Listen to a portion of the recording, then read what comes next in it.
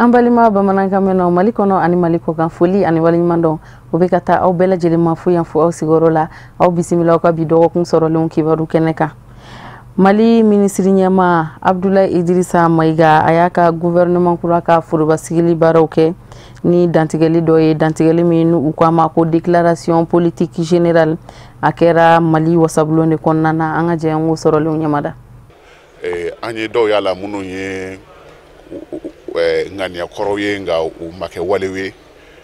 nga kafoko abi be jamana de nga lafia ma netsiko fuina sisa fonye mu fo anga ta afese ko sobe na angon mado bi fendama do ni amoluye ala oye fem se ka do fara adama do nga soroka or an jamana be gelab na bi oye baloko dekun ani charte de la vie bon tant que au make action flofoloye abi geleya ka foko jamana do mbogo no ka se ka soro gouvernement ka bara amba fo bi ni gouvernement ni ala sonama ka cha ala fe ka bara minu bina ke ka fara bara kelon kan pa de pas sigira fo kana bla bila wera ka fo de kun chama kumbe wulla ka bo jamaka grève chama kumbe ala ke anye chogoya sorula o beba ira ka fo ni gouvernement croin aka cha ala fe bibi na meromi anga hamna mi no e maldo ngala fiay aka cha ala fe buseka o barain buseka time o ko ni desete fly o ko bo ko sabu sanani premier ministre nani abukomi pratiquement sans sa premier ministre kele or ni premier ministre nous sigra fana gouvernement yelema de abu gouvernement tablo yelema o bebe fa on segi nyonka o kumana la yini toye parce que ni gouvernement de konembe aller rebla la baramina ale président kanga doni minta no doni bara konya gouvernement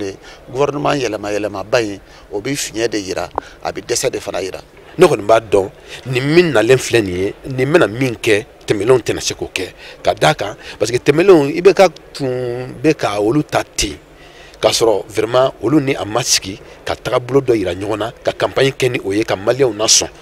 bon ni alesina kana olu tati ka RPM ke bloko fefenye ola bon na nyana o tuyanga la nyini mais anyelet me balambela muna parce que fa ka donne ça dit que fi kay jujone don folo ni e jujon don donc il besoro ka minke bodo tungala fetara kunganko sigi concertation sur les questions migratoires onundo na anga jamana kono ka benjuin kalo kletan durudema hôtel Radisson na Bamako kene nyemoya okumbe Mali ministre nyama Abdoulaye Idrissa Maiga de bulu anga sorole nyamada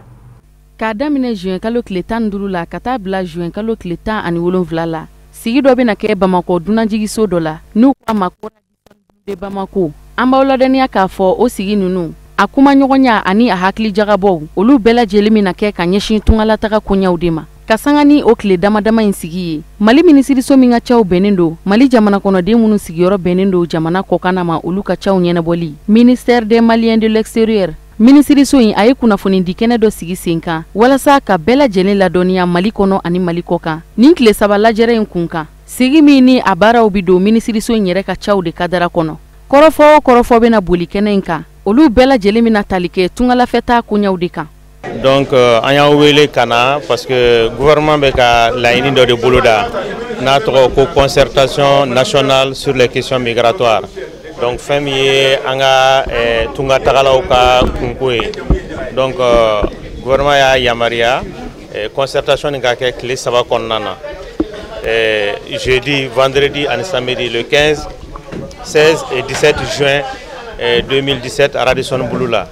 Donc ni ñoyen badi amena moko keme sabade wele moko keme sabade bena be kase ka i hakilna tadi ki hakilna tafo pour que tunga kololo e munuye be kase ka i hakilna foala munuye leader religieux ye munuye association des migrants ye munuye gouvernement ere mo ye munuye anga gouverneur ubena anga président du conseil de région olubena même autorité intérimaire olubena donc jaman anga yoro fin ni mogo boy kata tungala o mogo bena pour que am bekase ka kuma tunga tagani akela mbe jamana kan bibina parce que ni a jatimine dongodo malon de besa kokojila malon de besa sahara konnana donc maintenant gouvernement ya yamaria bekase ka kuma beki hakilna di ni hakilna munu dira maintenant o beta ka kes gafe min bɛ hakilina caman ta ka kɛ plan d'action ye. O plan d'action b'an permettre ni maliyɛnw kan ka sensibiliser cogo min na, ni baara kan ka sɔrɔ mɔgɔw ye cogo min na à l'interne ici pour que mɔgɔw ka baara sɔrɔ parce que pratiquement i bɛ taa tunga la, tunga tɛ diya bɛɛ la. Tunga tɛ diya bɛɛ la donc de telle sorte que minnu bɛ information dɔ bɛ n'a b'u bolo u tɛna taa tunga la u bɛ to yan donc n'u ye baara fana sɔrɔ u bɛ to yan donc an ka hakilina y'o de ye ka maliyɛn bɛɛ ladɔnniya nin ko la pour que décision ba ka se ka ta que maliyɛnw ka se ka tunga ko solution sɔrɔ cogo. Effectivement tile 15 le 15 juin mise en place terminée 8h30 ye a bɛ premier ministre Abdoulaye Idrissa Maïga ka bonya de kɔnɔna la. Donc an b'a ɲini mɔgɔw fɛ minnu invité len do bɛɛ ka se sur place Radisson Blu la 8h30 n'a daminɛna cérémonie d'ouverture Joro Ndiaye bɛna ka bɔ Dakar Aminata Dramane Traoré bɛ yan o fana bɛ débat kɛ donc ni plénière o banna o dugujɛ n'o ye jumadon ye atelier fila b'an bolo o atelier fila panel fila b'u la olu bɛɛ ye thématique de ye thématique minnu b'an permettre ka kuma migration tɔgɔ di tunga kɔlɔlɔw kan donc tile sabanan n'o ye sibiridon ye recommandation an bɛ recommandation cari fan bɛɛ pour que livre bɛ se ka dilan cogo min na n'o ye rapport général ye min bɛ bila bɛɛ ka disposition na pour que immigration irrégulière ani diaspora an bɛ se ka fɛn minnu sɔrɔ a kɔnɔna na parce que n'i y'a lajɛ maliyɛnw bɛ kɛrɛ ma u bɛ miliyari kɛmɛ naani ani 83 de lase jamana ma san o san donc o bɛɛ ye fɛn dɔ ye an ka laɲini ye min ye olu ka se ka renforcer maliyɛnw ka se ka na investissement kɛ jamana kɔnɔ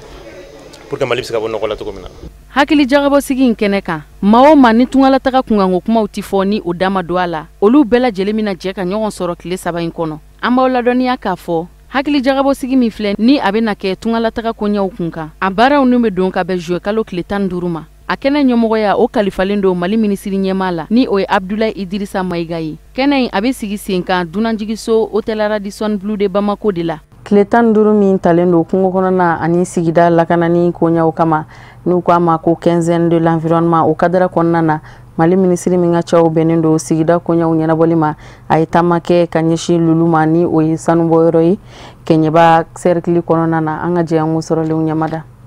Cakɛda min sigilen bɛ lulokaw fɛ yen n'an b'a wele ko complexe lulo kungoto n'ale ye sanubɔ wɔɔrɔ ye ka kɛɲɛ ni quinzaine de l'environnement tako 18nan o hukumu kɔnɔ kunnafonidila minnu ka wulikajɔ bɛnnen bɛ an ka sigida lakanali a n'a tɔbɔtɔli koɲɛw waleyali ma u ye tile 3 taama kɛ ka t'i ɲɛ da nin yɔrɔ kofɔlen kan walasa ka taa lajɛ n'a y'a sɔrɔ sigida lakanali o koɲɛw bɛɛ lajɛlen matarafalen bɛ yen.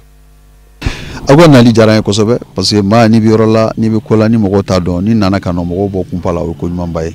aw ka foli vraiment o bɛ yen dan tɛ foli mun na ne tɔgɔ la a ka ɲɛmɔgɔw tɔgɔ la an ka foli b'aw ye o mana bɔ yen nɔ quinzaine de l'environnement o ye bɛɛ ka ko de ye kabini mɔgɔw b'a miiri k'a fɔ ko environnement réchauffement ale ni changement climatique tɛ tiɲɛ ye bi bɛɛ y'a dɔn k'a fɔ ko don parce que yɔrɔw bɛ kan ka kalaya mɔgɔ hali n'a ma dɔn fɛn wɛrɛ fɛ dugukolo kalaya ni sokɔnɔnaw kalaya ni farikolo bɛ kɛla cogo min na bɛɛ y'a dɔn k'a fɔ ko tiɲɛ de don o ye fɔlɔ ye filanan ye mun ye n'o ye assainissement ni fɛnkɛ ye minnu ka baara yɛrɛ de ale parce que environnement de a bɛ daminɛ ni ale de ye min na a bɛ laban ni ale de ye parce que diɲɛ fɛn bɛɛ ni lakani t'a la vraiment tɔ k'a jɛ de don donc quinzaine de l'environnement o ye sisan ye mais yan n'o yɛrɛ ka kɛ gouvernement kun ye layidu ta diɲɛ Mali kɔnɔ k'a fɔ ko kalo o kalo samedi sibiri laban mɔgɔw ka yɔrɔw saniya kabini gouvernement y'a fɔ fan filɛ nin yɔrɔ mun na an ka min kɔnɔ yan nɔ a bɛ kɛ wa n'a kɛra fana yɔrɔ mɔgɔw de bɛ yen nɔ environnement mɔgɔw bɛ yaala ka baarada ninnu bɛɛ jateminɛ parce que département 11 de b'an bolo département mun kɛra fɔlɔ ye ci wɛrɛ de bɛ d'a tigi ma. an bɛ aw ladɔnniya k'a fɔ ko lulo kunkoto ale ye sanubɔ wɔɔrɔ ye min ɲɔgɔn tɛ farafinna gun kan k'a sababu kɛ a ka sanu bɔta kalo kɔnɔ ani san kɔnɔ. min ye sigida lakanali baaraw ye baara caman b'an bolo sen na mais a fɔlɔfɔlɔ ye min ye jamana yɛrɛ sariya ye min ye jamana ye min fɔ ko sigida kan ka lakana ni sariya minnu ye an ka baara fɔlɔfɔlɔ bɛ daminɛ n'o ye fɔlɔ ka dɔn k'a fɔ an bɛ k'o sariyaw bato donc o bɔlen kɔfɛ komi an ka société in fana mɔgɔw de ka wariw b'a la mɔgɔ minnu ka wariw b'a la o ti yan o bɛ diɲɛ fan wɛrɛw de fɛ maintenant olu fana hakilina dɔw b'u la ka ɲɛsin sigida ma donc o fana an bɛ an hakili o to yɔrɔ la ka da kan ka fɔ olu fana ka laɲini ye min ye sigida kan ka kɛ cogo min na olu fɛ u bɛ yɔrɔ wɛrɛ donc an b'o fana fara an ka jamana sariyaw kan ka essayer k'o bila sen kan an ka baarakɛyɔrɔ in na. sigida lakanali hokumu kɔnɔna sigidala mɔgɔw n'o ye sanubɔ wɔrɔ in kɛrɛfɛ duguw ye a kɔni kɛra nafaba ye ka ɲɛsiw ma sabula sɔrɔ ani yiriwa o koɲɛw caman ɲɛnabɔlen don k'a d'u ma wa sigida o lakanali o baaraw fɛnɛ matarafalen don ka kɛɲɛ ni nin cakɛda in a ɲɛmɔgɔw ka wulikajɔ an'u ka cɛsiri ye. Donc mun ye sigida lakanali ye n y'a fɔ cogo min na certification dɔ b'a fɔ ma ko ISO 14001 o certification bɛ min bolo o bɛ lulu bolo a bɛ gunkoto bolo certification min don a b'a fɔ k'a fɔ i bɛ baara fɛn fɛn kɛ i ka min kɔnɔ i ka baara bɛɛ ta k'a lajɛ k'a tila baaradaw la fɛn o fɛn bɛ k'a kɔnɔ i kan k'a jateminɛ k'a fɔ est-ce que nin fɛn ninnu filɛ nin ye ninnu bɛ se ka kɔlɔlɔ lase sigida ma et à chaque fois k'i bɛna ye ko baara dɔ b'i bolo mun bɛ se ka kɔlɔlɔ lase sigida ma i bɛ programme dɔ développer i b'a fɔ ma programme de gestion environnementale pour vraiment que o fɛn ninnu a kɔlɔlɔ kana se ka se environnement ma plus. N bɛ min fɔ fɔlɔ ka association min sigilen don sen kan kunnafonidilaw aw kɛlen don k'aw gun environnement na n'o ye sigida kow ye an b'aw fo aw ka ni waliya la parce que aw de y'a ye k'a fɔ bi an b'a suganti quinzaine de l'environnement o kɔnɔna la an bɛna ka na lulu donc an nana bi an ye fɛn caman faamuya lulu ka fonctionnement na min bɛ baara min na an b'u fo ka baara la u y'a ɲɛfɔ an ye an ye faamuyali k'a la mais degun a mana kɛ cogo cogo an ye degun dɔw fana ye. complexe lulo kungoto sanubɔ wɔrɔ min don a jɔyɔrɔ ka bon kosɛbɛ jamana ka sɔrɔ ani yiriwa bunakun kan tile 3 kɔnɔ kunnafonidilaw cakɛda in ɲɛmɔgɔw ani dugudenw a kɔni kɛra fɛnba ye u bolo sabula kɔrɔfɔw bilasiraliw ani ladilikan caman de bolodara u ni ɲɔgɔn cɛ an b'a fɔ ko quinzaine de l'environnement ko ala ka ɲɔgɔnnaw caya jamana kɔnɔ walasa an ka sigida o ka lakana ka tila k'o matarafa complexe lulo kungoto a maaw u ka cɛsiri an'u ka wulikajɔ a ka bon kosɛbɛ ka ɲɛsin jamana nafasɔrɔ siraw ma. Mali minisiri muso min ka caw bɛnnen don musolakaw denbaya ani denmisɛnninw ka kɔɲɔw ɲɛnabɔli ma a ye bonya kɛ muso jɛkulu 2 ye association kunnaja tɔn ani jigisɛmɛ kɛnɛ in sigida sen kan Bangɔni Janginɛbugu de la an ka ɲɛjɔ sɔrɔlenw na. Sunkalo kalo barikama in kadara kɔnɔna na Mali minisiri min ka caw bɛnnen don musow denmisɛnninw ani denbaya kunkankokow ɲɛnabɔli ma an ka jamana kɔnɔ ale ye dɛmɛ ɲɔgɔnya wale ta k'a ɲɛsin muso jɛkulu caman ma Bangɔni Janginɛbugu kɔnɔ ni waleya ɲuman in sababu la association kunnandiya tɔn ani association jigisɛmɛ u garijɛgɛ donna malo tɔni 3 de la ani sefa wari ba 80 sefa wari ba 60 o ye nafolomugu ye min dira muso jɛkulu ninnu ma kunnandiya tɔn ani jigisɛmɛ ka bɔ Mali minisiri yɔrɔ min ka caw bɛnnen don musow ka kɔɲɔw ɲɛnabɔli ma ka fara o kan 20,000 o dira sigida fɔlɔ ɲɛmayaso ma ɲɛma fɛ Mamadu B. Keita ka fɔ la ni ale ye Bamakɔ sigida fɔlɔ maire ye a ko ni adamadenya dɛmɛ ni wale in ani foli ka kan. Ne nisɔndiyalenba de bɛ bi an ka commune nin kɔnɔ yan bi ka ni ɲɔgɔn événement bisimila an ka commune kɔnɔ mɔgɔ caman y'a fɔ sisan ko ni ɲɔgɔn ma deli ka kɛ yan dɛ an m'a ye dɔw ye terrain clôturé dɔw bɛ ka forage kɛ dɔw bɛ lampadaire kɛ commune kɔnɔ comme sanji kɔrɔ basi bɔ baara fana i ka gɛlɛ n'o tɛ baara bɛ ka kɛ dɔɔni mais min kɛra par rapport à ce qui reste à faire o de ka ca donc ne bɛ appel lancer an ka commune kɔnɔ yan n y'a fɔ sisan an ka commune c'est la commune la plus pauvre parce que n bɛ se k'a fɔ Bamakɔ fantan bɛ b'anw de ka commune kɔnɔ yan bi commune ka bon 500 000 habitants mais c'est la commune la plus riche aussi o kɔrɔ ye di an ka commune nin kɔnɔ nafolobatigi bɛ b'anw de ka commune kɔnɔ n'i ye Bamakɔ ma fila waribatigi b'anw de ka commune kɔnɔ bi appel de don mɔgɔ mɔgɔ n'i bɛ se ka ji d'an ma i bisimila mɔgɔ bɛ se ka courant don an ka yɔrɔ la i bisimila mɔgɔ bɛ se ka dɔgɔtɔrɔso jɔ i bisimila bɛɛ ka na an k'an bolo ɲɔgɔn ma ka commune nin baara an bɛ commune nin baara anw yɛrɛ tɛ an b'a baara an denw a n'an mɔdenw ɲɛ tubabu ko nous voyons grand et nous voyons loin an b'o de baara la alors balo min nalen filɛ nin a diyara n ye kosɛbɛ mais ko min don n'an sera ka baara de an ka denmisɛnninw bɛɛ kelen kelen ma o de y'an ka souci ye bi k'u bɔ garibuya la k'u bɔ mpalonpalon na kɔngɔ de b'an na minɔgɔ de b'an na bana de b'an na sirako b'an na dɔgɔtɔrɔsoko b'an na. Mali minisiri min ka caw bɛnnen don musow denmisɛnninw ani denbaya kunkankokow ɲɛnabɔli ma an ka jamana kɔnɔ a y'a jira ka kɔrɔfɔw la k'a fɔ ko nin ye baara daminɛnen de ye baara min ni a hakili b'a la a tɛna jɔ a labanna k'a ka foli wale ani a ka kɔkɔrɔmadoni walew jira Mali musow la. Bon nana ka na du ni musow ni denmisɛnninw baro parce que ni mɔgɔ bɛ baara kɛ ni ma sa ka sigida la o ye laada kɔrɔ ye ini mɔgɔ bɛ se ka kɛ teri ni ma s'a bara aw ka teriya ma sinsin donc an nana dugu ma an ni musow ni cɛw ni denmisɛnninw an ka baro kɛ baro kɔnɔna na an fana bɛ se ka hakilina kura sɔrɔ parce que gouvernement ye mun ye gouvernement ye mɔgɔw ka baarakɛlaw de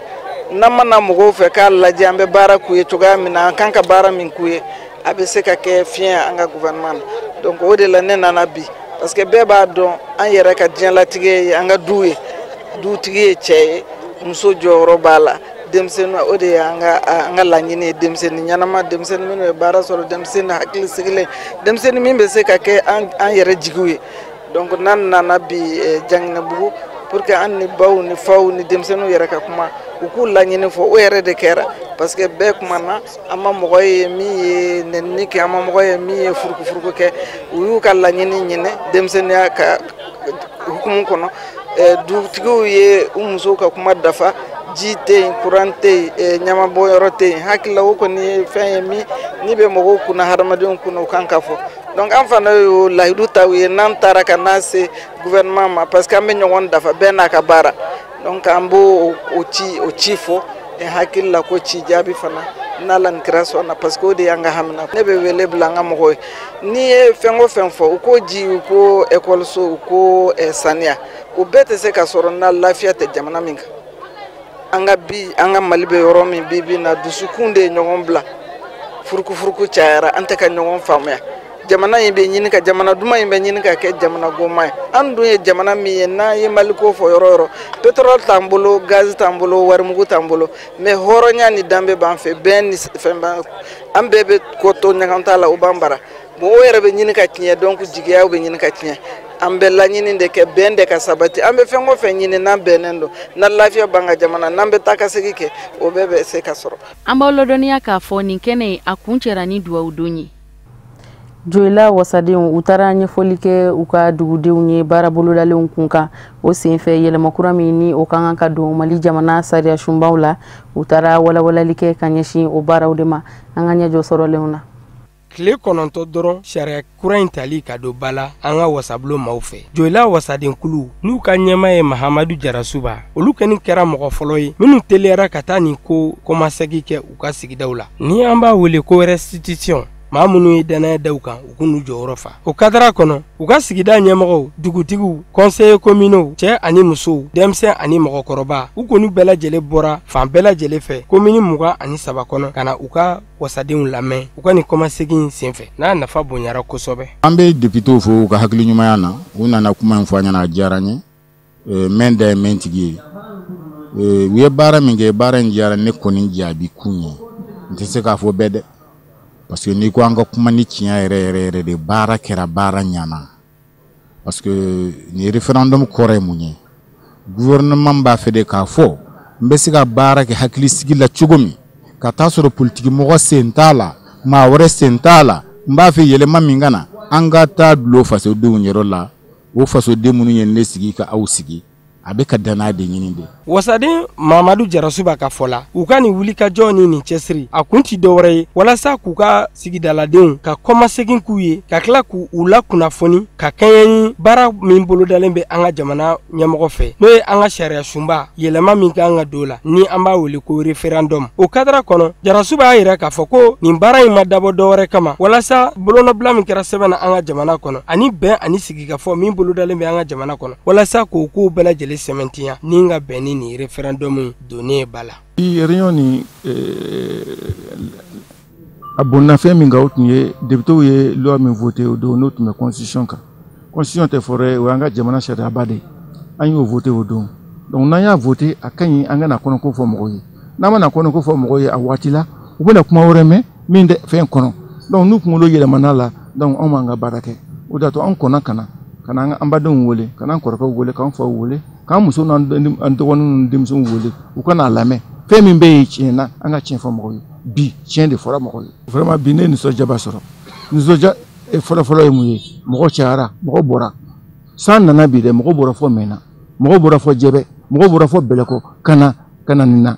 yɛrɛ sali donc o nisɔndiya fɔlɔfɔlɔ ye nisɔndiya filanan ye mun ye mɔgɔw ka kumakan kɔnɔna la kumakan basigilen don kumakan ɲɛnama de don kumakan sanulen de don parce que fɛn fɛn fɔ o ye jamana kuntigi dɛmɛni ye u ye fɛn fɛn fɔ loi nin a ka kɛ maliko ye k'a kana kɛ mɔgɔ ko ye donc u y'o de fɔ salle kɔnɔ o de ye ne nisɔndiya kosɛbɛ u ko de u fɛn o fɛn bɛ yan olu bɛ taa kɛ ambassadeur ye olu bɛ taa kɛ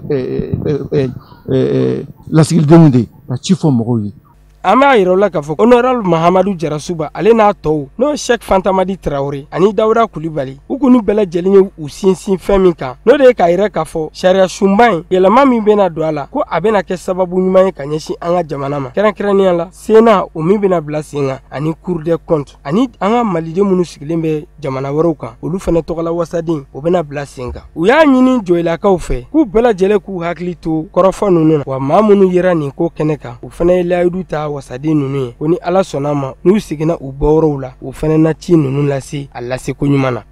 Sani an ka bi dɔgɔkun kibaru sɔrɔlen kun cɛ an bɛ dɔ fɔ farikolo ɲɛnajɛ binakun kan Mali minisiri min ka cɛw bɛnnen don farikolo ɲɛnajɛ nasiraw ma a ye sigi dɔ kɛnɛ labɛn ka sigi sen kan Mali farikolo ɲɛnajɛ a musakako kun kan tile 3 kɔnɔna na hakili jagabɔw a bɛna kɛ ka ɲɛsin o de ma an ka ɲɛjɔ sɔrɔlenw na. Farikolo ɲɛnajɛ ale ye kɛnɛ min bɛ kɛ sababu ye ka se ka maaw fara ɲɔgɔn kan maaw koloso ɲɔgɔn na diɲɛ fan 14 bɛɛ lajɛlen na a bɛ kɛ sababu ye fɛnɛ ka se ka dɔ fara jamanaw yɛrɛ ka halalaya yɛrɛ sinsinni kan o de kama Mali gouvernement o ye hakilina dɔ ta avril kalo tile 8 san 2015 u ka lajɛrɛ dɔ sen fɛ min bɛ kɛ sababu ye ka se ka farikolo ɲɛnajɛ dɛmɛ kɛrɛnkɛrɛnnena an ka ba Maliba o kɔnɔna na o la n'i ye jateminɛ kɛ u y'a yira k'a fɔ u ka yeta la k'a daminɛ san 2016 ka taa bila san 2020 na cogoya min na farikolo ɲɛnajɛ a bɛ se ka sinsin ka yakubaya an ka jamana kɔnɔna na dɛmɛ min kɛ ka se a ma a ka t'i jɔ fo sefa wari miliyari 98 ɲɔgɔnna na o de kama o nafolo ninnu o bɛ sɔrɔ cogo jumɛn na min ye ministère des sports ye o ye hakilina dɔ ta ka se k'a sigi sen kan n'u kama forum sur le financement du sport au Mali o hakilina ye tile 3 baara ye ka se ka wele bila maaw ma maa 300 ɲɔgɔn na u ka se ka hakili falen kɛ min b'a to kasabi bɛ se ka ɲini cogoya min na ka se ka don an ka farikolo ɲɛnajɛ la ka se k'a dɛmɛ donna nataw kɔnɔna na o tile 3 baara in kɔnɔna na maa minnu bɛ minnu ka dɔnniya waralen don kosɛbɛ ka se ka kɛ sababu ye ka se ka dɛmɛ lase farikolo ɲɛnajɛ ma olu maaw y'a yira k'a fɔ ni hakilina in talen Mali gouvernement fɛ hakilina ɲumanba don wa fɛn min don a nana nakuma fɛnɛ la.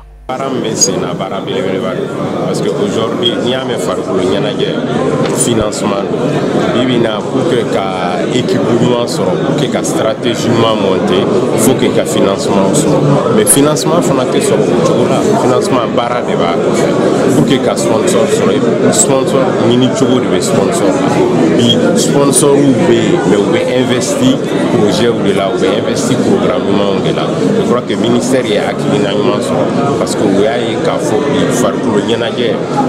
wariba de kan ka k'a kɔnɔ État a bɛ jɔyɔrɔ fa kosɛbɛ a bɛ caman ba k'a la mais il est important aujourd'hui acteur fɛn fɛn bɛ sport la n'o ye comité olympique ye n'o ye fédération n'o ye ligue ye n'o ye club ye n'o ye association sportive ye bɛɛ k'a faamu wari bɛ ɲini cogo min pour que ka don sport la parce que sponsor bi u ka wari don a la mais il faut k'u ka danaya sɔrɔ i fan fɛ u k'a ye k'a fɔ u fana ka marque a bɛ se ka feere pour que aw minnu ye télé ye aw ka se k'u ka marque promotion kɛ bon kɛcogo de b'o fana promotion na donc n'i bɛ sport kɛ il faut k'i ka financement ɲini financement na marketing b'a la marketing fana bi appuyer communication de la o communication ko fana support de b'o la donc support b'a permis a bɛ fɔ min ma ko visibilité bɛ se ka kɛ sponsor fana bɛ se ka ye a bɛ se ka dɔn a bɛ se k'a ka produit feere donc baara belebeleba de don ministère y'a faamu donc baara min don il faut que acteurs ka fara ɲɔgɔn kan k'u hakili fara ɲɔgɔn kan wari bɛ ɲini cogo min sport bɛ développer cogo min a bɛɛ bɛ yiriwa cogo min a ka fara ɲɔgɔn kan donc o de ye bi fɛn ye forum et je crois que ko b'a don jamana. An b'a fɔ ko ni tile 3 baara in n'a kun cɛra bɛɛ gafe de bɛna bɔ ka se k'a ɲɛsin jamana ɲɛmaaw ma min b'a to farikolo ɲɛnajɛ a bɛ se k'a yɛrɛ ta kasabi nasira bɔli la donna nataw kɔnɔna na min tɛ datigi kɛ jamana yɛrɛ la. O de bɛ dansigi kɛ an ka bi dɔgɔkun kibaru sɔrɔlenw na minnu sera ka fara ɲɔgɔn kan dɔgɔkun kɔnɔna na kunnafonidiso ɲɛmɔgɔyaso fɛ k'a lase aw ma aw ni ce aw ka ɲɛmadaliw la aw k'an bɛn ni Ala sɔnna ma.